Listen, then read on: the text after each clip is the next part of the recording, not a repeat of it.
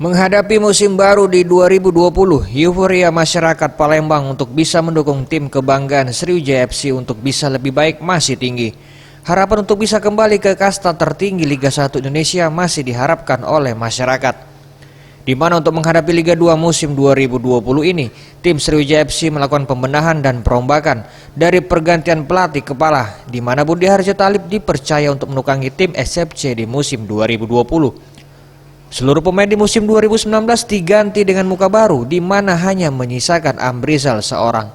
Untuk itu harapan besar diharapkan oleh masyarakat Kota Palembang untuk bisa membuat SFC kembali bisa berlaga di kasta tertinggi Liga Indonesia.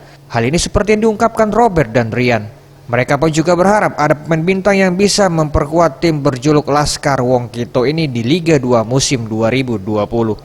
Mungkin untuk SFC saya doain untuk depannya lebih baik lagi, dan juga para manajemennya juga benar-benar untuk memperhatikan Sriwijaya yang punya cerita dan punya sejarah tim yang besar yang bagus.